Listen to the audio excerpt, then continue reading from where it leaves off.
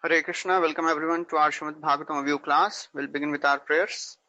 Om Ajnanatimrandhasya Jnananjana Shalakaya Chakshurun Militam Yena Tasmai Shri Gurave Namaha. Shri Chaitanya Manobhishtam Stapitam Yena Bhutale Swayam Rupa Kadamahyam Dadati Swapadantikam Vandeham Shri Guru Shri Yuta Padakamalam Shri Gurun Vaishnavamsha Shri Rupam Sagrajatam Sahagana Raghunathanvitam Tam Sajivam साद्वैतं सावधूतं परिजना सहितं कृष्ण चैतन्य देवं श्री राधा कृष्ण पादान् सहगणा ललिता श्री विशाखान्वितांश्च हे कृष्ण करुणा सिंधु दीनबंधु जगत्पते गोपेश गोपिका कांत राधा कांत नमोस्तुते तप्त कांचन गौरांगी राधे वृंदावनेश्वरी वृषभानो सुते देवी प्रणमामि हरिप्रिये वाञ्छाकल्पतरुभ्यश्च कृपा सिन्धुभ्य एव च पतितानां पावनेभ्यो वैष्णवेभ्यो नमो नमः।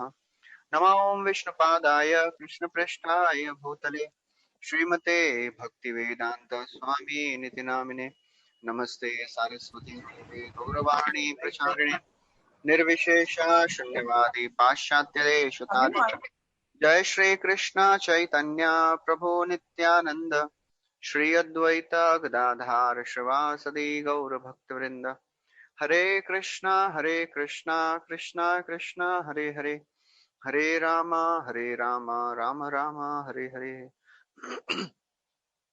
Hare Krishna. So welcome everyone. We are discussing from the 8th canto of Srimad Bhagavatam, and we are discussing the beautiful episode of Samudra Manthan Leela. And we saw how this whole pastime began with Indra disrespecting Durvasa Muni. And because Durvasa Muni gave him a garland which he was wearing, and Indra, he was used to getting so many garlands, he was so very puffed up.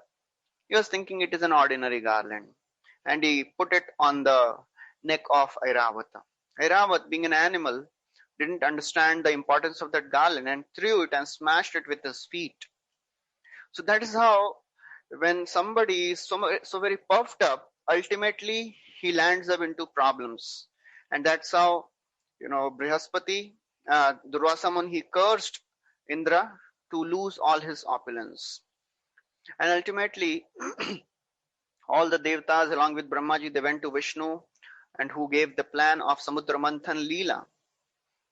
And then demigods and the demons, they made a collaboration, they made a deal, truce, and they did the whole Samudra Manthan. So many things came out, but Lord Vishnu had told them that don't be attached to anything, don't argue with the demons, accept whatever is given to you, and in due course nectar will come and you will become the victorious person.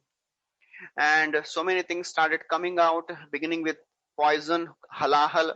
Lord Shiva was called, and he, drank all the halahal wish, and then so many things came out. And then ultimately, Dhanvantari, he came with the pot of nectar. And as pot of nectar appeared, all the demons, they started fighting. They actually snatched away the pot of nectar and they took it away, and all demons started fighting amongst themselves as to who will drink the nectar. All the devatas, they approached Lord Vishnu again that please help us. Now we are in a helpless situation. All the demons, they have taken away the nectar. So Lord assured them, and then he appeared in a most beautiful, enchanting form of Mohini Murti. So that's all we have discussed so far. So now in the 9th chapter, what Mohini Murti does, that is described. So the demons who had given up all their friendship because of the nectar, they were fighting among themselves. When they saw this very beautiful lady, coming towards them, they became completely captivated by the beauty of this Mohini Murti. Upon seeing that beautiful woman, all the demons, they were glued towards this lady. Aho rupam, aho dhama, aho asya navam vayaha. Oh, how wonderful is her beauty. How wonderful is the luster of her body. What youthful luster he has. Speaking like this, they were glorifying this Mohini Murti. And as they were speaking in this way, Mohini Murti, he was walking very slowly with showing all her feminine beauty. All the demons, they approached her. They were full of lusty desires. They wanted to enjoy her. And they began to inquire Mohini Murti in so many ways. Ka tvam kanja palashakshi kutova kim chikirshasi kasyasi vadavamoru mathanativa manasina. So they are asking, Katvam, who are you, Kanjapala Shakshi? O lotus-eyed one, who are you? Kutova, from where you have come? Kim Chikirshasi? And why did you come here? What is the purpose of you coming here? Kasya Asi, whose daughter are you? Vadavamoru, O beautiful eyed one, please tell us all these things because you are agitating our minds so much. Then they say, just by looking at you, we can understand that none of the Devatas, Gandharvas, Kinnaras, Siddhas, Charanas, nobody has touched you. So therefore, you are not married by anyone so far. Just by seeing and looking at you, we can understand this. So therefore, it seems that Providence has mercifully sent you for all of us. Prabhupada clarifies here. Even Asuras, they observed this etiquette that nobody should lust over other women, other person's wife. As Chanakya Pandit says, Paradravyeshu loshtravat matravat paradareshu. You should see others' wife as mother. Even demons, they had this etiquette. So they were also asking that why we are asking you all these things, because we know that you are not married so far. So demons also knew this. So therefore they wanted to know whose daughter are you. So the demons, they unanimously they requested her, look, we were engaged in this churning of this milk ocean, and we have struggled and labored so very hard, and now we have got this nectar. Now we have got this nectar, we are fighting for the nectar. Who will drink the nectar first? Oh thin-waisted one, oh beautiful gentle lady, please favor us. Please do us one favor by settling this dispute. We have full faith in you. We know that you will not do any partiality. So please, you divide the nectar equally amongst us and the Devatas. Mohini Murti, when she heard all this, very, very lusty speech of the demons, she spoke. O sons of Kashyapa, I am a prostitute. An independent woman should never be trusted, because she is like a dog and a hog, a dog and the jackal and the monkey, always looking for newer and newer partners. So therefore, you should never trust a lusty woman or a prostitute. They can do anything in their relationships. A learned person does not put faith in such type of women. So Prabhupada writes there that actually Mohini Murti indirectly disclosed her purpose of coming. She told that please don't put faith because I have come to cheat you. And although Mohini Murti, she was speaking very, very seriously, but all the demons, they were so very captured and enamored and enchanted by the beauty of Mohini Murti, they thought, oh, she's just joking, She is actually our dear well-wisher. So they were completely captivated by Mohini Murti. All the demons, they trusted Mohini Murti completely. And therefore, when they heard these words from Mohini Murti, they started laughing. They started laughing with gravity, and they gave the nectar pot to her. In spite of all the words which are spoken by Mohini Murti, all the demons, they very seriously had full faith in Mohini Murti. They knew that she is not going to cheat us. So Mohini Murti, when she got this pot of nectar, she said, look, I will do this for you, but give me one promise.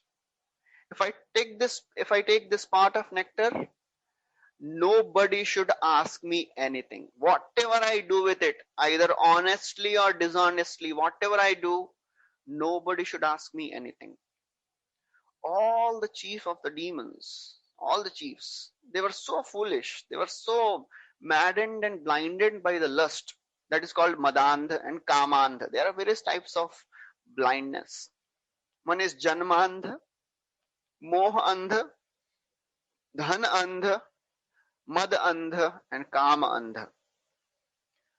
So person who has high birth, he may become blind, he may become, deprived of all the discrimination because of the wealth he has. Somebody may be blind by birth. Somebody may be so very illusioned by this material affair, he cannot distinguish between what is good, what is bad. Person who is completely engrossed in lusty desires, he is also blind. He does not understand what is good for me, what is bad for me. Nunam pramattah kurute vikarma yadindriya pritaya pranoti nasadu manne yadatmanoyam asannapi kleshada asadeha. So that's why Rishabdev tells that people in this world, they have become pramattaha, prakrishta rupena matta, sufficiently mad. Why? Yad indriya pritaya pranoti. Because in this world, everybody is engrossed in sense gratification. Therefore, they do not see what is good, what is bad, just like these demons.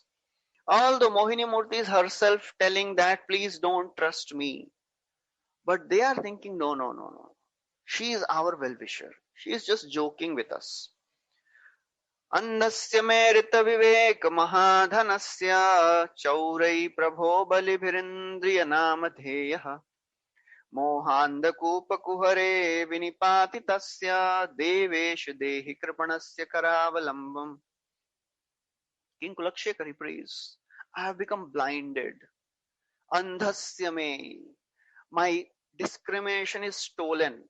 Who has stolen it? Chaurai prabho balibhirindriya namadheyaha. The thief, great thief who has stolen my discrimination is my senses. That's why I've fallen in this deep, dark well of material existence. Devesha dehi kripanasya karavalambam. Oh my Lord, please give me your shelter. So that is the mood of a devotee. We know that we have become blinded by the sense gratificatory desires. But when we take shelter of Krishna, then Krishna destroys the ignorance. He gives the knowledge. Jnananjana shalakaya. He gives the light. He gives the vision. So therefore, these demons, they were so confident of Mohini Murti.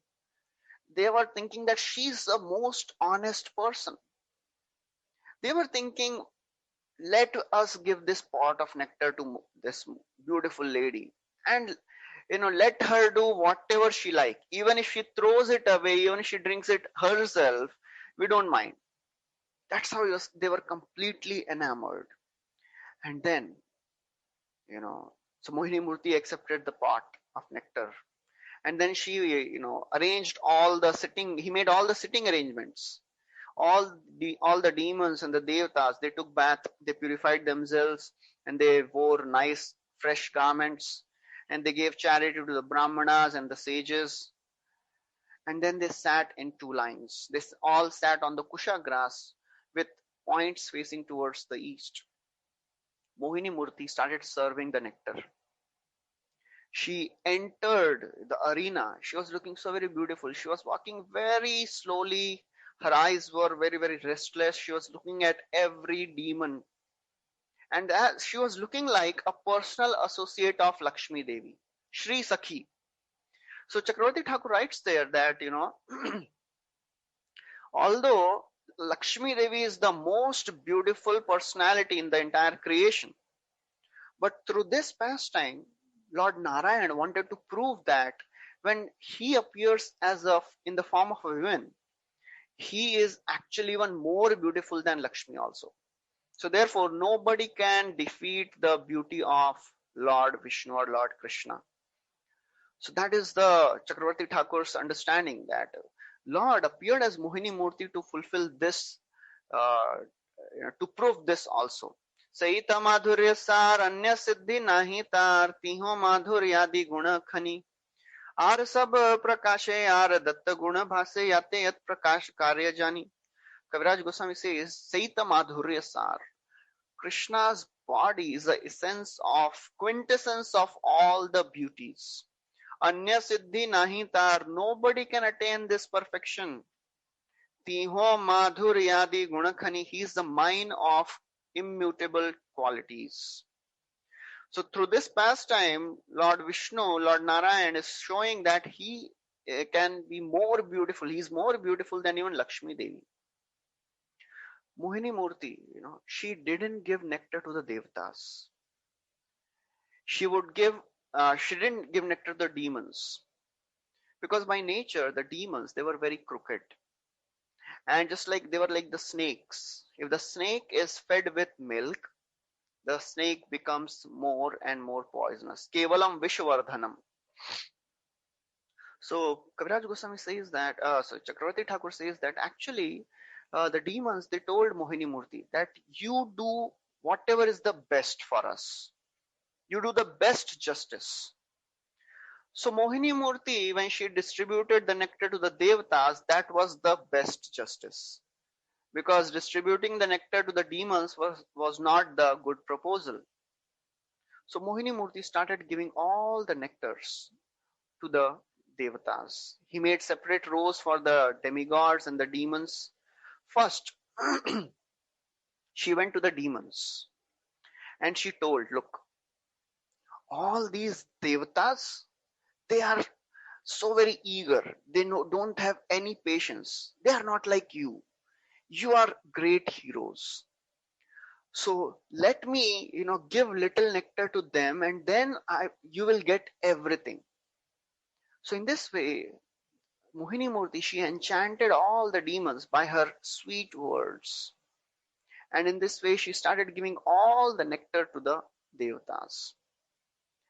And in this way, the demons, although they were looking, they were seeing that this Mohini Murti is giving everything to the Devatas, but nobody dared to speak anything because they had given promise to Mohini Murti that whatever I do, you will not tell anything to me. All the demons, they were just so very absorbed in drinking the nectar of the beauty of Mohini Murti. They were thinking, what is the use of this nectar? Let Devatas drink that nectar.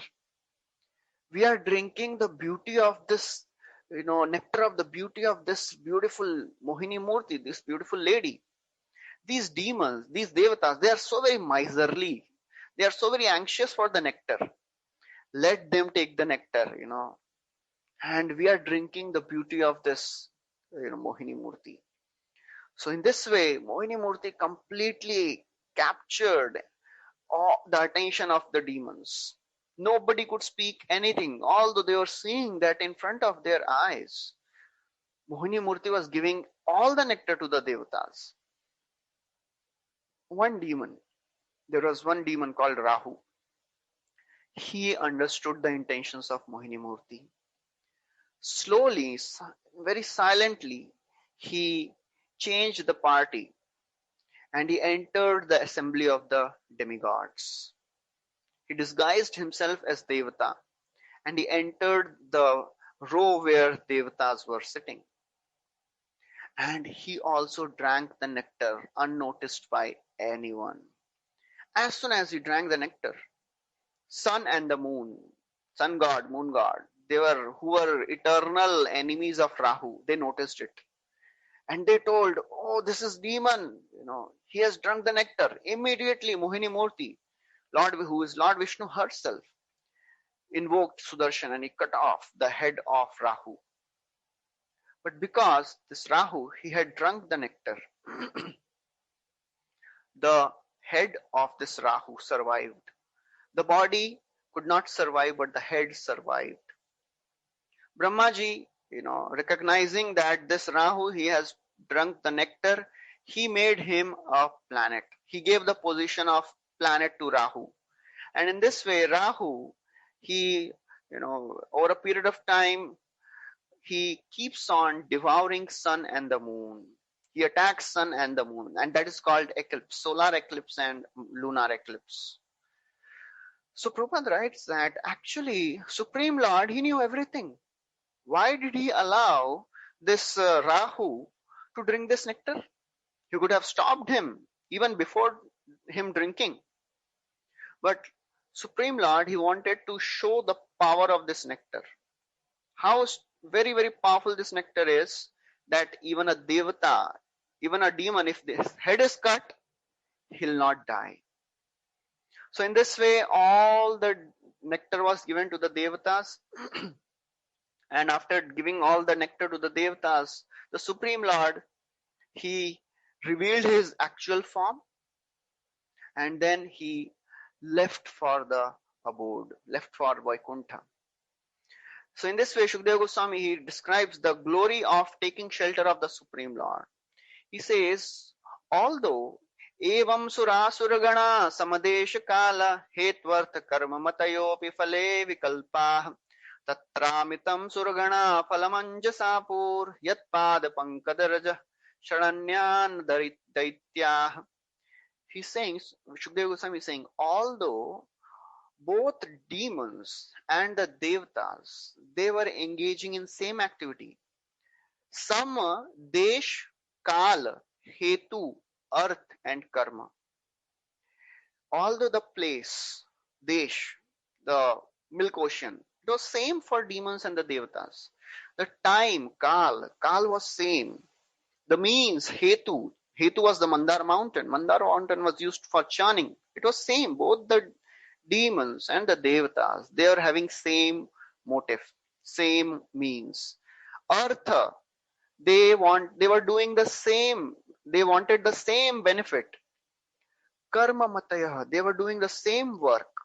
They were doing churning. Both were engaged in churning with the ambition of nectar. But devatas, they got the benefit. They got the nectar, and the demons, they could not get. Why this happened? The demigods, they very easily, Anjasapur, they very easily attained this nectar because Yatpada Pankajaraja Sharanyana Daitya, the demons, they were not taking shelter of Supreme Lord Vishnu. And the Devatas, they are surrendered servants. So whoever surrenders to the Supreme Lord, he definitely achieves success in life. So that is the understanding. So therefore, Prabhupada writes that Krishna, Supreme Lord, reciprocates according to the desires of the living entity. Ye yatha mam prapadyante, tam tathaiva bhajamyaham. And although the karmis and the devotees, they may be doing the same work, just like in this case. The demons and the devatas, they were doing the same thing with same motive, same work, same instruments, but still one attained success, other could not. What was the reason? Yadpada pankajaraja sharanyana daitya, because the devatas, they were taking shelter of the Supreme Lord. For a devotee, the work, the actions in this world, they do not bind him. Actually, they become the source of liberation. Yagyarthat karmanatra lokoyam karma bandhanaha tadartham karma kaunteya mukta sangha samachara. If the devotees of the Lord, they offer whatever they are doing in service of the Lord, the same activities become the cause of their liberation. So devotees always distinct from the karmis, because karmis, they are always engaged in personal own sense gratification. Although karmis may dress like devotees sometimes, they may wear dhoti, they may wear kanthimala, but if their intentions are not pure, anya abhilashita shunyam, they will not achieve success. Krishna bhakta nishkam ateva shant bhukti mukti siddhi kami sakaliya shant. So only a devotee of Krishna is always peaceful. And then, Shukadeva Goswami says that, the devotional and non-devotional endeavor has completely different result. Yad yujyate suvasu karmano vachobhir dehatmaja sunibisad asat पृथक्त्वात् तैरेष सद्भवति यत् क्रियते पृथक्त्वात् sarvasya tad bhavati moola nishechanam yat. So he's saying that in human society, people are engaged in so many things to protect their life and their wealth. By their mind, by their word, by their actions, they are engaging in so many activities just to maintain their body and wealth. Deha, Atmaja, all this is done just for maintaining body, wife, family, children, relatives, and everything. But they forget to serve the Supreme Lord. All the activities, a devotee may also do the same activities, but he does it for the personal sense gratification of the Lord. He is not doing for his own gratification. He is doing to please the Lord. Therefore, worshipping the Lord is like watering the root of the tree. So this theme comes many times in Bhagavatam. Worshipping Krishna is like watering the root of the tree. Yatha tarormula nishechanena tripyanti tatskanda bhujopashakha. So Lord, Prabhupada writes there, Lord is like a supreme judge. He awards results according to the activities of a living entity. He is not partial. If somebody does asat activity, asat means sinful activity, they go to lower destinations. And if somebody works for the Supreme Lord, they get the highest of the destinations. So in this way, the Supreme Lord, he went to his abode, and when the demons, this is the beginning of the 10th chapter, when the demons, they saw that they are deprived of this nectar, in spite of their hard labor, they worked so very hard to get this nectar. Equally, as the Devatas worked, they also worked very hard. But the demons, they could not get the nectar, because they were not devotees of the Lord. Vasudeva Paranmukha. Paranmukha means they were not devotees of the Lord. So therefore they could not get the nectar. Lord left for his abode, riding on Garuda. And the demons, they became so intolerant because they could not get the nectar. They raised their weapons and they marched towards the Devatas. They waged a war against the Devatas. The demigods, the Devatas, they took shelter of the Supreme Lord because they were surrendered devotees of the Lord. And because they had now drank the nectar, they had become very, very powerful. They counteracted the attack. And now this whole chapter and the next chapter describes what is happening on the battlefield. A hair-raising battle started between the demons and the Devatas.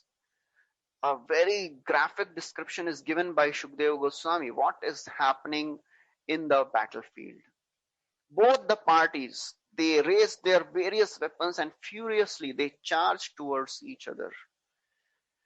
And the beginning of the battle, conch shells, kettle drums, bugles, they were blown.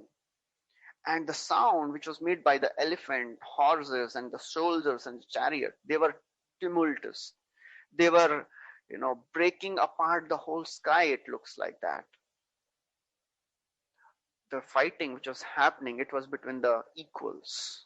Infantrymen were fighting with infantry.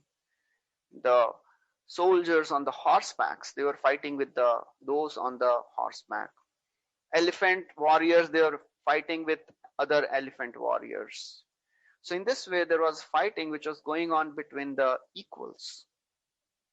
And Shukadeva Goswami describes a list of the carriers. These various demons, they were being carried by various animals. Some were carried by camels, donkeys, asses, monkeys, tigers, lions, and some were being carried by eagles, ducks, hawks, and even some were carried by some humans also. Some were carried by buffaloes, rhinoceros. In this way, a whole wide range of carriers were there. Both the Devatas and the demons, they were decorated with lots of ornaments. They had armor. They were wearing the shields. All the chariots, they were decorated with canopies, flags, umbrellas, Peacock feather fans were there. They were being, fanned by the peacock feather fan. And both the demons and the devatas, they looked very beautiful with their ornaments and the weapons. They were shining so very brilliantly. Bali Maharaj, the king of the demons, he sat on the airplane called Vilas. This airplane, it was a mystical airplane. It could disappear also, it could appear, it could fly just by the will of Bali Maharaj. And in this way, on this chariot, on this Vilas airplane, there was a very beautiful white umbrella. Bali Maharaj was fanned by the chamara and he was surrounded by equally powerful demons. And all the demons, they were in a very, very furious mood. They were just eagerly waiting to attack the demons. Who were the commanders on the side of the demons? Namuchi, Shambara, Bana, Viprachitti. Bana means Banasur. Kalanabha, Praheti, Heti, Ilvala. Then this Vajradamshtra, Bhutashanstan, Virochana. Virochana is the father of Bali Maharaj, son of Prahlad Maharaj. He was also there. Nivata Kavachas were there. Shumbha, Nishumbha, all these various demons are described. All the demons, because they were deprived of nectar, in spite of their hard labor in churning the milk ocean, they were furiously angry. They charged towards the devatas. They made a very huge, tumultuous sound. They were roaring like lions, as if they charged at the devatas as if to devour them. They were so very loudly shouting. All the demons, they blew their conch shells very loudly. When Indra, he heard these demons attacking, he became very angry. Indra, he sat on the Airavata. And this Airavata, he would carry wine and water in reserve. Wine is this Varuni. So Indra, he was sitting on this Airavata. And he was looking very, very effulgent. He looked like a sun amongst the various moons, various stars. He looked like a sun rising from Udaigiri forest, Udaigiri mountains. The fierce battle started. And then Shukdev Goswami goes on to describe who was fighting with whom. The commanders of the Devatas were Vayu, Agni, and Varuna. They were the chief commanders on the side of the Devatas. Indra, he started fighting with Bali Maharaj. Kartikeya, he was fighting with Taraka. Varuna with Praheti, Mitra with Varuna with Heti, Mitra with Praheti. Yamaraj was fighting with Kalanabha. Vishwakarma, he was fighting with Mayadana. All the equals, both were architects, both were fighting. Toshta was fighting with Shambarasur. Savitra was fighting with Virochana. In this way, all the different devatas, they were fighting with the various demons. As they were fighting, they started severing each other's head. They were using various weapons, and Shukdev Goswami goes on to describe the various types of weapons which these demons and the devatas they were using. They were using weapons like bhushundi, clubs, mace, lances, ulukas, prashas, parigraha, and such wonderful types of weapons. Their soldiers, the soldiers, they slashed each other with these weapons. The necks, thighs, arms, legs of the demons and the demigods equally, they started falling apart. In the beginning of this fight, because of the chariots and all the vehicles, there was a huge, immense dust started raising in the sky. But as the soldiers were falling, as their limbs were getting torn apart, the whole dust which was rising settled down because of the blood. There was a spray of blood which was coming out from the bodies of these demons and the devatas. Somewhere, in some places, the ghostly looking headless trunks. There were some demons, their heads were cut off. But these demons, they had such mystic powers with their heads lying on the ground.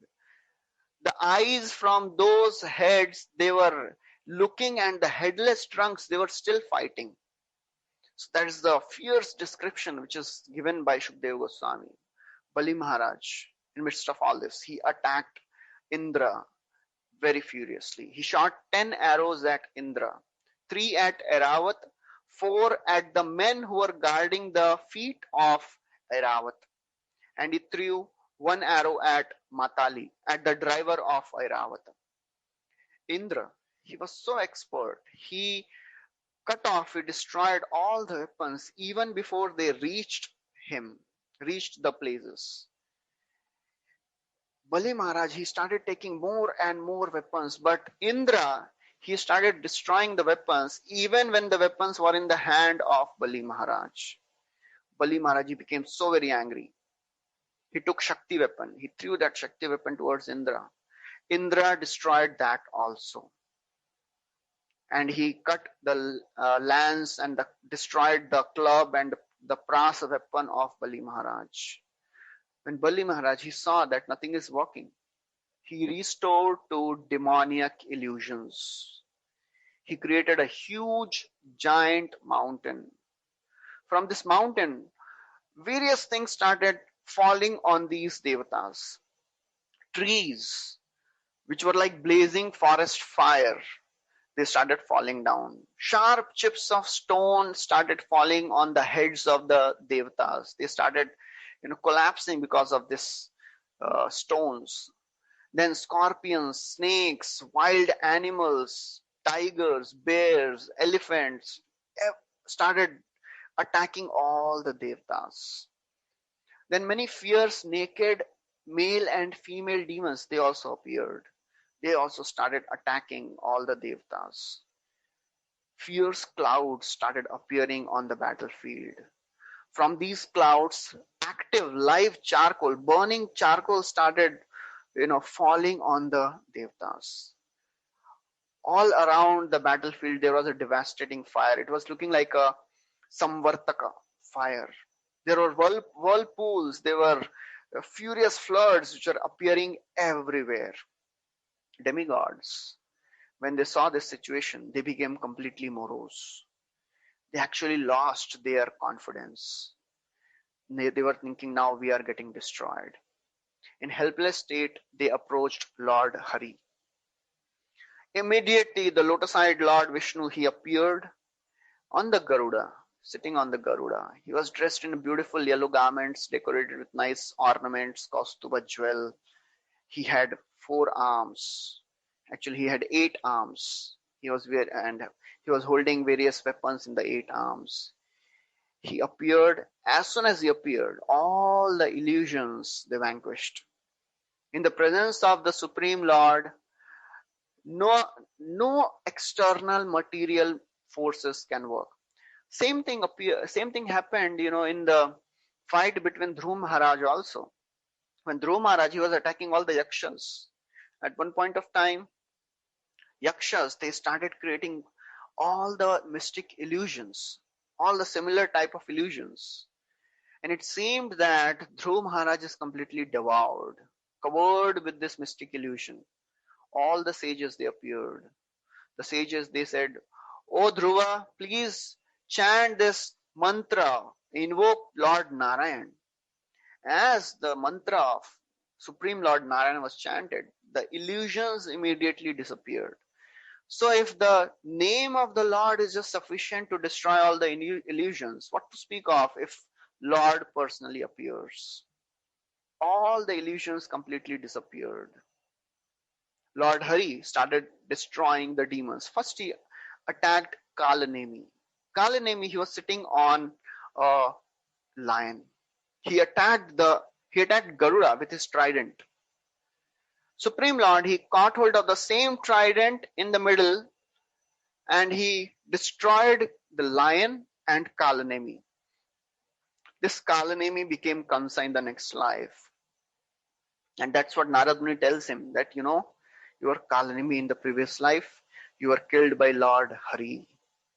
Later, Lord beheaded, Mali, Sumali, and Malyavan also. So this way, the 10th chapter ends. When the Devatas, they saw that Lord Hari has come himself and is helping, they were enlivened. They became enthusiastic. All the courage and confidence came back. They started destroying the demons with even greater strength.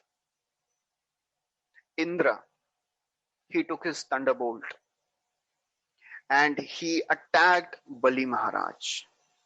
All the demons, when they saw Indra attacking Bali Maharaj with the thunderbolt, they started lamenting.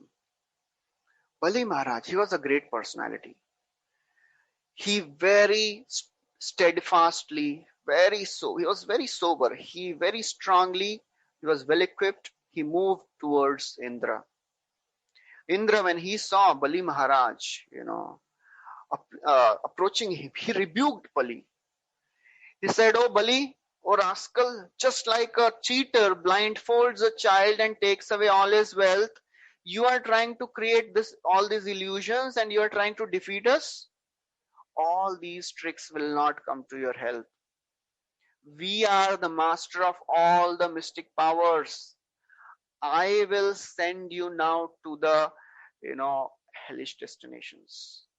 All these mystic powers have no effect on us. I am controlling all these heavenly planets. I will send all those fools who are trying to create all these mystic illusions. I will send them to lowest regions of the universe. With my thunderbolt, he says, my thunderbolt which has hundreds of sharp edges, today I will destroy you. I will sever your head today. Just try to exist, try to stand on the battlefield. I'll destroy you. Prabhupada writes there, Indra has the power to push anybody down who illegally, without proper sanctions, try to, enter the heavenly planets. So the demons, when they say, and the modern scientists, they say that we are trying to go to moon. They can never go to the moon because moon is a heavenly planet. A sinful person cannot go to the higher planetary systems by mechanical means. Bali Maharaj, when he heard this, whatever Indra is saying, he says, "O Indra, all those who are on the battlefield, they receive victory, fame, defeat, or death according to the destiny. Either they become glorious or they die. Either they get fame or they, just die in the battlefield. That is also a glorious destination." Bali Maharaj, because he was such a great soul, he had heard everything from Prahlad Maharaj. He's a grandson of Prahlad. So naturally, grandfather must have taught all the intricacies of devotion, all the intricacies of karma to the grandson. So Bali Maharaj is speaking that everything is happening in this world because of the effects of karma. Whatever action one performs, he get the reaction of that accordingly. So therefore, everything is, whatever is happening in this world, it is influenced by time. Kala chodita karma. That's what Bhishma Dev also tells to all the Pandavas, Yudhishthir Maharaj. Sarvam kala kritam manye bhavatam cha yadapriyam sapalo yadvashe loko vayo riva ghanavali. Oh Yudhishthir Maharaj, oh Pandavas, so many problems came in your life. Everything is happening because of the will of the Lord, which is coming in the form of this time. So Bali Maharaj, he was a very, very sensible personality. He knew that nothing happens without the sanction of the Lord. People who are bewildered, who are fool, they think that they are the doer. Pakrite kriyamanani gunai karmani sarvasha ahankar vimudhatma karta ham iti manyate. Person who is bewildered because of this ego, he thinks I am the doer. Although Indra, he threatened Bali Maharaj that today I'll sever your head. Bali Maharaj was unafraid. He was unaffected. Bali Maharaj continued, O Indra, those who are ignorant, those who are cognizant of the real truth of life, they neither lament nor rejoice. You are rejoicing over your victory, that means you are not learned. You are thinking you will become victorious, that means you are, and you are rejoicing over it, that means you are not a learned person. So therefore, Prabhupada writes that equanimity in midst of the dualities of the world is a sign of learned person. Matra sparshas tu kaunteya sitoshna sukha dukkhadah agama apaino nitya tamsa tikshasva bharata. This is a symptom of devotee. He is equipoised in any circumstance, whether he gets victory, whether he gets defeat, whether he is praised or whether he is criticized, whether he is insulted or he is glorified, whether he is facing, he's put in some difficult situations or in a very comfortable situation of life he is equipoised. That is a symptom of a devotee. Prabhupada writes, one who is undisturbed in so-called favorable and unfavorable situations, that person is a self-realized soul. Pandita Samadarshina, he is equal in any circumstance. He has a equal vision. Prabhupada writes a nice line there. Devotee's only concern is how to work for Krishna. And he carries out all his duties in Krishna consciousness. He is never unhappy in any awkward situation. Although he may be put in so many difficult situations, he is never unhappy because he has full faith. Asha Bandha. He has full faith that Krishna will protect me because Krishna has taken a vow to protect his devotees. Kaunteya pratijanihi name bhaktah pranashyati. Krishna has taken a vow to protect his devotees, so therefore why we should have doubt?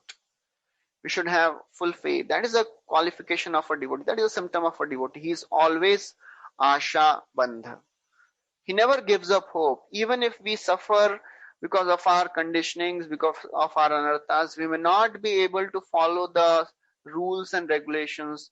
We may not come up to the expectations of devotional service, but still, we don't give up hope. That is a devotee. He never thinks, मेरा तो कुछ हो ही नहीं सकता. I am a hopeless case. I cannot advance in Krishna consciousness. No. Even if somebody falls down repeatedly, again gets up, again walks on the path of devotional service. That is the wonderful nature of bhakti. Even if somebody runs with his eyes closed. Yana sthaya naro rajan na pramadet karhichit dhavan nimilyavanetre na skhaled na patetiha. Even if somebody runs in this path of devotional service with his eyes closed, he will not trip or fall. What does this mean?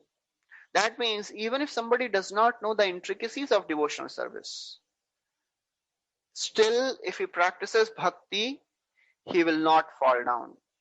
So therefore, the momentary slips and falls should not trouble a devotee.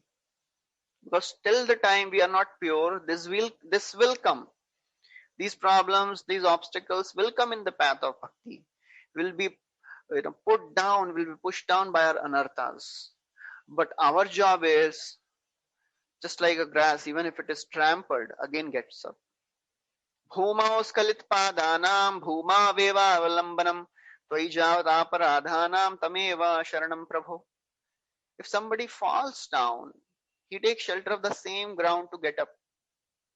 Similarly, even if we are not chanting attentively, even if we are trying to chant, if we are not able to chant attentively, we are distracted, we have to take shelter of the same holy name.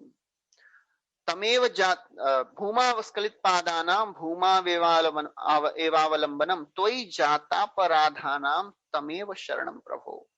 Even if we are doing some mistakes, even if we are not chanting attentively, still we have to take shelter of the same holy name to get up. So Bali Maharaj, he is a very, very great personality. He's thinking out of ignorance, oh Indra, you think yourself as the cause. You are thinking you are the cause of your victory and therefore you are rejoicing. We don't accept your words. You are behaving like a very, very ignorant person. Although the words you are speaking, it is afflicting my heart. They are very, very sharp words, but still I know all this is having no substance. Indra, Bali Maharaj, after saying this, he attacked Indra again with various weapons, again rebuked him, again chastised him. Indra, he accepted whatever Bali Maharaj was saying because it was truth. So Indra also knew, yes, whatever Bali is saying, he is speaking the truth. Indra, he attacked Bali Maharaj with this thunderbolt now. And the attack was so very powerful that Bali Maharaj, along with his airplane, he fell down on the ground just like the mountain whose wings are cut. In the beginning, time, all the mountains also had wings. They would also fly from one place to another. And that's how sometimes they would crush various objects. Indra, just to save the other objects and the things and the vegetation and other things on the earth, he cut off all the wings of the mountains. So when this Bali Maharaj, he fell, it appeared that the mountain has fallen. When Jambasur, one of the friends of Bali Maharaj, he saw Bali Maharaj falling down, he became very angry. He attacked Indra with his club. He was riding on a lion. He attacked Indra. This lion attacked Airavat, and this Jambasur, he struck Indra and Airavat with his club. Airavat, because he was struck so very badly, he actually became confused. He knelt down. He became unconscious. He fell to the ground unconscious. Indra, when he saw this, he became very angry.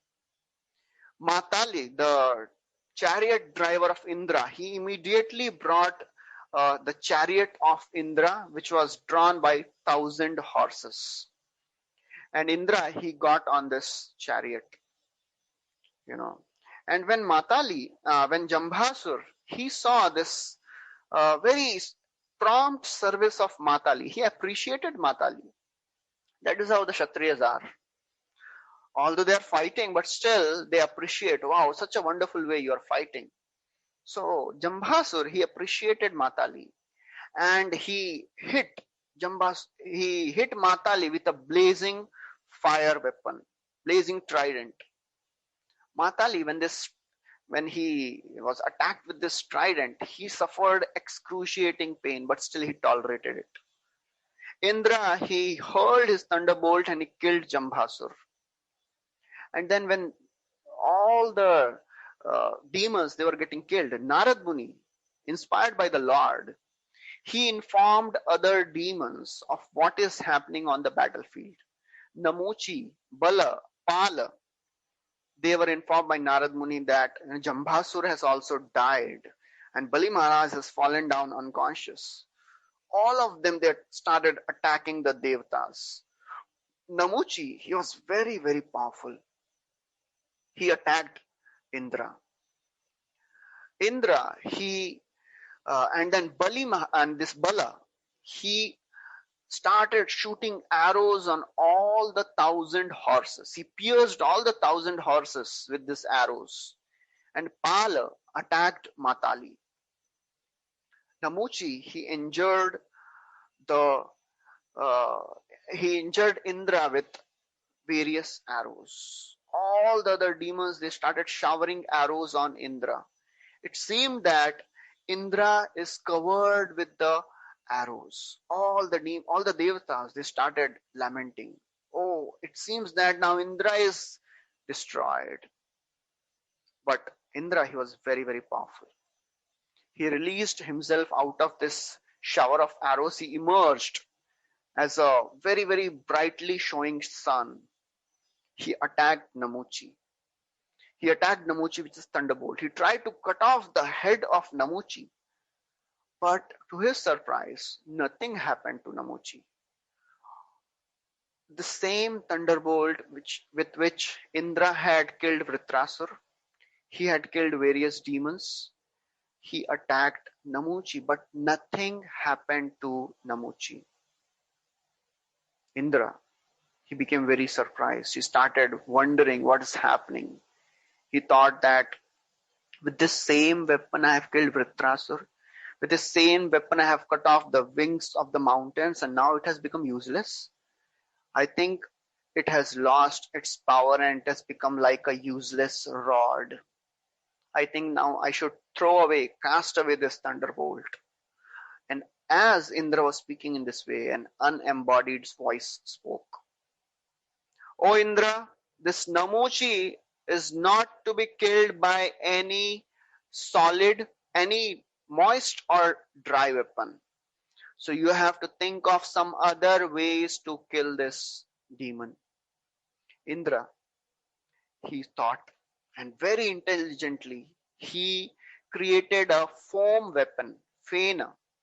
Foam is neither moist nor dry.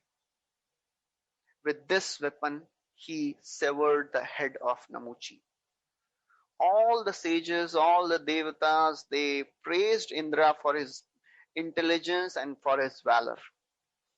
And when this Namuchi was killed, Apsaras, they started dancing, all the Gandharvas, they started playing their kettle drums, and it was a jubilation. It was a festival. And all the demons, they were getting killed. All the devatas, they became more and more powerful, started killing all the demons, without any discrimination. Narad Muni, he approached devatas. He told them that, O devatas, please do not kill the demons anymore. You are favored by Supreme Lord, you have drunk nectar, and you have attained victory over all the demons. Please do not kill the demons any further, because the whole race of demons, it was about to be destroyed. Interesting thing about the devatas is, whenever they get some instruction from some superior personality, from some sage, immediately they accept it. We saw this in the case of Prahlad Maharaj also, when all the devatas, they were, they arrested Kayadhu and they were carrying her to their place. Narad Muni that time also came and he told that, please do not do this, because the son whom you are planning to kill he'll become a great devotee, Mahabhagavat. And the devatas, they very happily accepted it.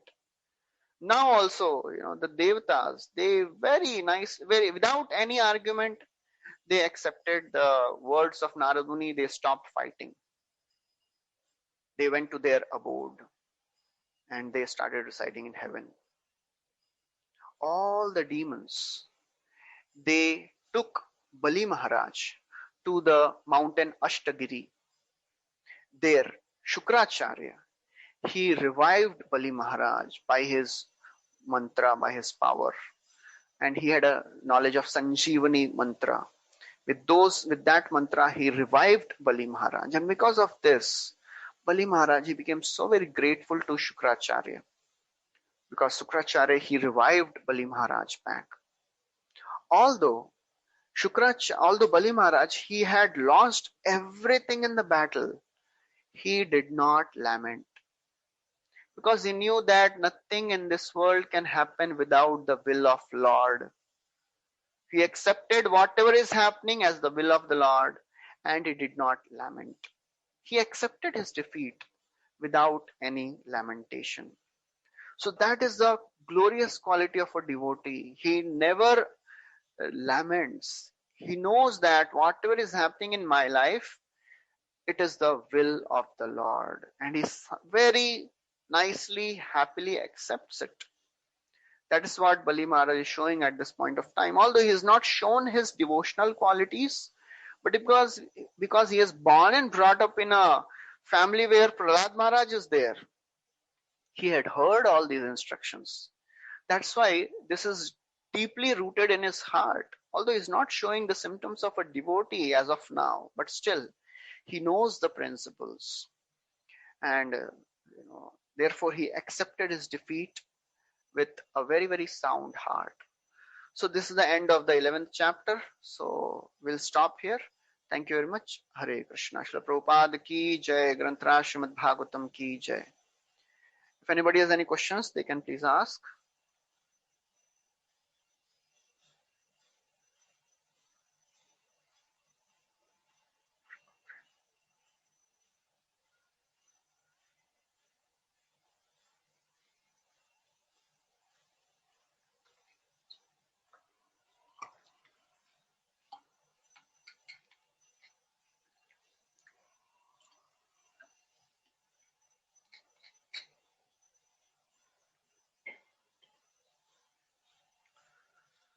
Okay, so we'll stop here. Thank you very much. Hare Krishna.